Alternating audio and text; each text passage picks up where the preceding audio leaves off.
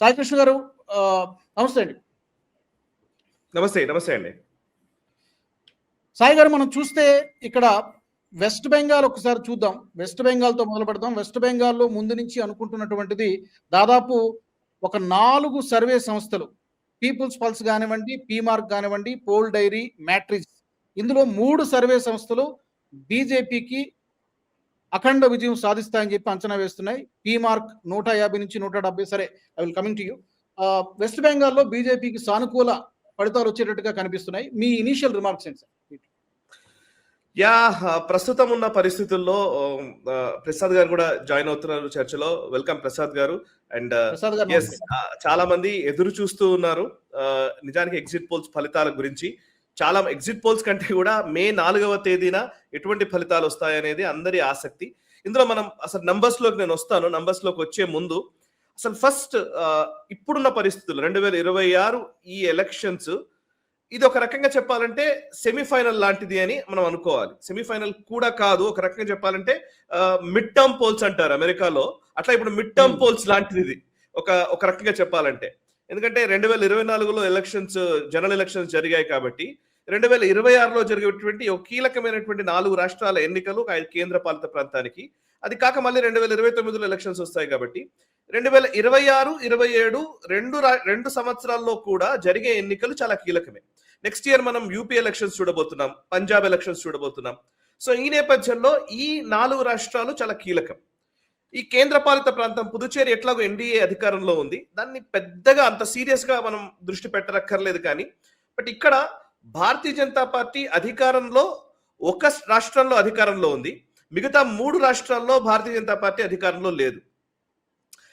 అందులోనూ విపక్ష పార్టీలకు సంబంధించి చూస్తే ఒకటేమో పూర్తి ప్రాంతీయ పార్టీ, ఫక్తు ప్రాంతీయ పార్టీల ఆధిపత్యం ఉన్నటువంటి తమిళనాడు, రెండోదేమో కమ్యూనిస్టుల ఇలాఖాలో ఒక ప్రాంతీయ పార్టీ పాగా వేసినటువంటి వెస్ట్ బెంగాల్, ఇంకోవైపు కమ్యూనిస్టులు కాంగ్రెస్ కి మధ్య పోటాపోటీ వాతావరణం.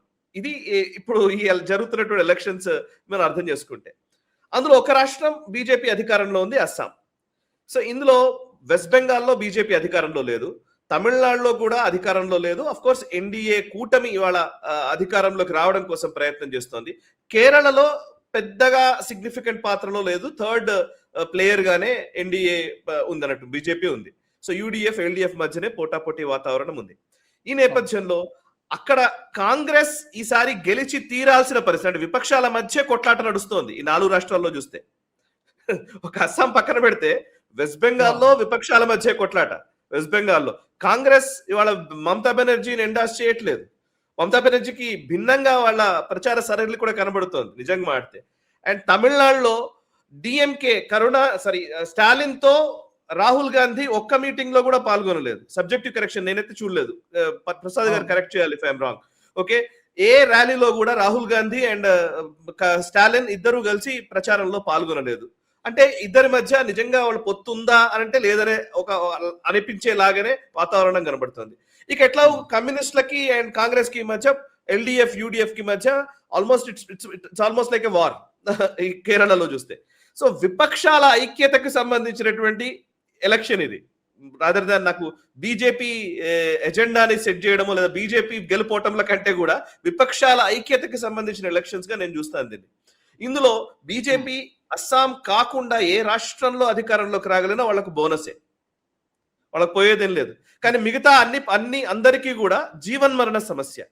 ఒకవేళ డిఎంకే అధికారం కోల్పోయింది అనుకోండి, స్టాలిన్ తన నెక్స్ట్ వారసుడిని సెట్ చేయడానికి ఈ ఎలక్షనే కీలకం. స్టాలిన్ తర్వాత ఆయన 70 years దాటిపోయాడు ఆయన ఆల్రెడీ. ఇంకొక నెక్స్ట్ ఎలక్షన్స్ వచ్చేసరికి ఆయన ఆరోగ్య పరిస్థితి ఎలా ఉంటుందో అనే క్వశ్చన్ కూడా ఉంది. సో స్టాలిన్ సక్సెసర్ ని రెడీ చేసుకోవాలి, లేకపోతే డిఎంకే భవితవ్యమే కష్టం.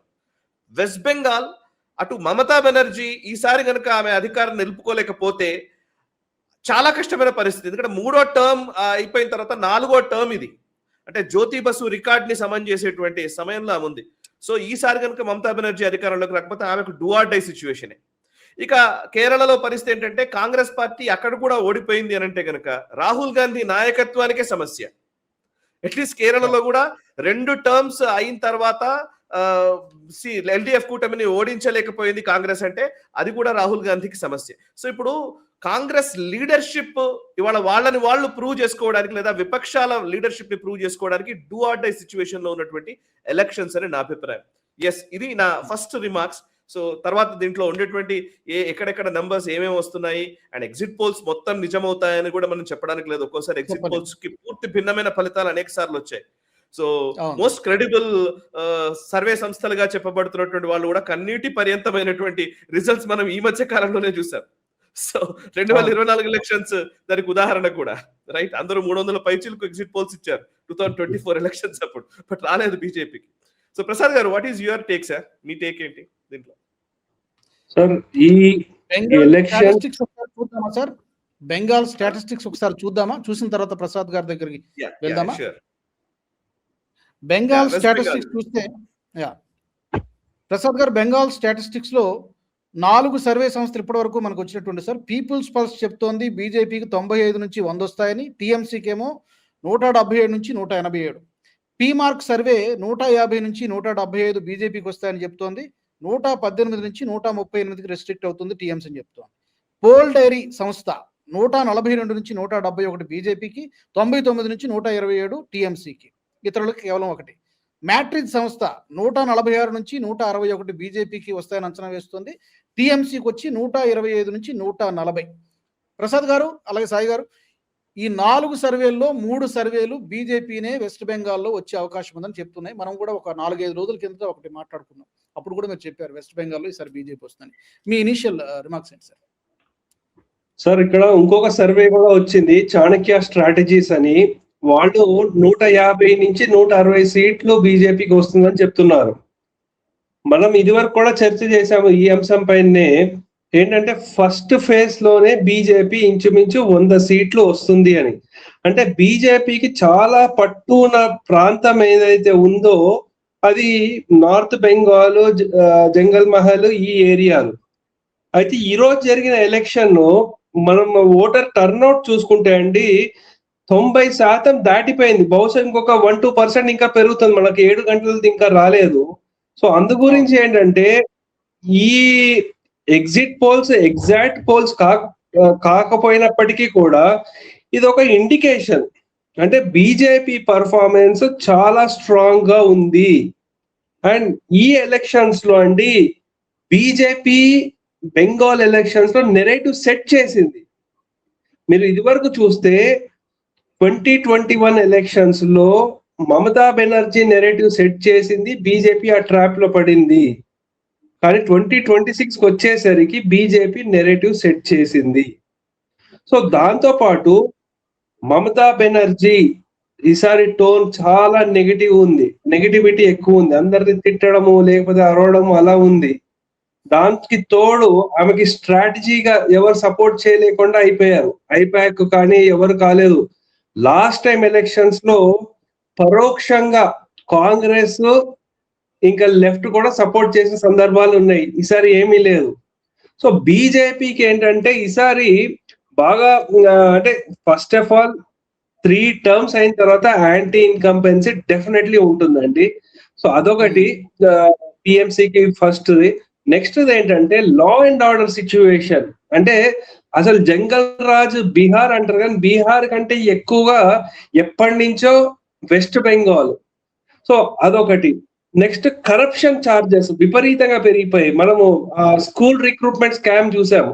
సో అదొక ఇష్యూ. అంటే ఇంకా ఇప్పుడు సర్ అంటున్నారు కానీ అదంతా ఓటర్ క్లీనప్ ఎక్సర్సైజ్ చేశారు. సో ఇవన్నీ చూసుకుంటూ ఉంటే సో ఇంకా సందేశ్ ఖలీ చూసాము. ఈసారి లాస్ట్ టైం బీజేపీలో కొత్త వాళ్ళు పాత వాళ్ళు అన్ని కుమ్ములాట్లు ఉండేవి. సువేందు అధికారి, దిలీప్ ఘోష్ ఇలా ఉండేది. ఇప్పుడు అలా కాకుండా అందరికి ఆమోదంగా ఉండే ప్రెసిడెంట్ ని పెట్టుకుని సువేందు అధికారికి ఫ్రీ హ్యాండ్ ఇచ్చినట్టు కనిపిస్తోంది. సో దాని రిజల్ట్ మనం చూస్తున్నాం ఇక్కడ. సో అందు గురించి ఏంటంటే అండి ఈ ఫ్యాక్టర్లన్నీ చూసుకుంటూ అంటే ఎక్కువ localize election. Last time Mamata బెనర్జీని టార్గెట్ చేశారు బీజేపీ, దీదీ ఓ దీదీ అని చూసాం. కానీ ఈసారి అటువంటివి ఏం మాట్లాడలేదు. మోదీ గారు కూడా డెవలప్మెంట్ లేకపోతే కొంచెం వినూత్నంగా వారు క్యాంపెయినింగ్ చేశారు. ఈసారి యూజువల్లీ ఏంటంటే మోదీ గారిని అప్రోచబుల్ కాదు ఆయన వెంట చాలా సెక్యూరిటీ ఉంటుంది. అలా ఈసారి ఏం చేశారు, వారే ఒకసారి బ్లాగర్ లాగా లేకపోతే ఆ మురుమురాలు అమ్మే అతని దగ్గరకు వెళ్ళడము అవంటివన్నీ బాగా జరిగింది. అంటే కొంచెం వినూత్నంగా చేశారు. లాస్ట్ టైం మమతా బెనర్జీ ఏమో ఖేలోగే అని ఒకటి ఫుట్బాల్ ఆడుతున్నట్టు ఒకటి పెట్టింది. కానీ మన ఉత్తరాఖండ్ లో మోదీ గారు చిన్న పిల్లలతో ఫుట్బాల్ ఆడుతున్న అది కూడా బాగా వైరల్ అయ్యింది. అంటే ఈసారి నేను అనుకోవడము BJP extremely strong on the ground work చేసింది. ప్లస్ ఎలక్షన్ కమిషన్ కి హ్యాట్స్ ఆఫ్ అండి. ఎందుకంటే లాస్ట్ 50 to 55 ఇయర్స్ లో ఇంత ప్రీపోల్ ఎలక్షన్స్ అంటే ఎలక్షన్ కంటే ముందు జరిగే వైలెన్స్ ఒక్క డెత్ కూడా అవ్వలేదు. ఈసారి కూడా ఫస్ట్ ఫేజ్ లో కూడా ఏం అవ్వలేదు. సెకండ్ ఫేజ్ ఇంకా రిపోర్ట్లు రావాలి. కొన్ని వైలెంట్ ఇన్సిడెంట్స్ అయ్యిందన్నారు కానీ ప్రాణహాని ఏది కలగలేదన్నారు. కాబట్టి I think first of all this is going to the victory of people of Bengal. అది ఫస్ట్ థింగ్. సెకండ్ థింగ్ ఇంకోటి ఏంటంటే బీజేపీ గెలుస్తుందా లేదా మనకి ఇంకా తెలియదు.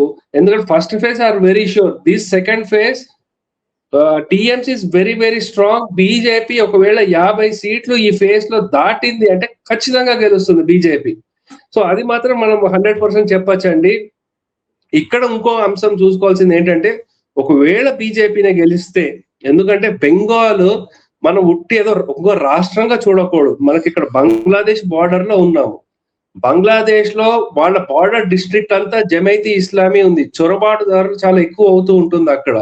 అటువంటి సందర్భంలో బీజేపీ గెలిస్తే డెఫినెట్లీ మనకి చాలా మంచి, అంటే మనకి బిఎల్ సంతోష్ గారు చెప్పారు ఒక సివిలైజేషన్ దాన్ని డిసైడ్ చేసే దాని కింద చూడాలి అని వారు చెప్పారు. సో అలాగే అస్సాం కూడా చాలా మటుకు హిమంత బిశ్వ శర్మ వస్తారంటే మనకి ఈశాన్య ప్రాంతాలు ఇవన్నీ సురక్షితంగా ఉంటుంది అని మనం నమ్మచ్చండి. ఈ వీడియో మీకు నచ్చినట్టయితే లైక్ చేయండి, 10 మందికి షేర్ చేయండి. అలాగే కామెంట్ల రూపంలో మీ అభిప్రాయాలను మాతో పంచుకోండి. Nationalist hub group of channels ను సబ్స్క్రైబ్ చేసుకుని తెలుగునాట జాతీయవాద జర్నలిజాన్ని ప్రోత్సహించండి. ఈ వీడియో కింద ఉన్న బెల్ ఐకాన్ పై క్లిక్ చేయడం మర్చిపోవద్దు.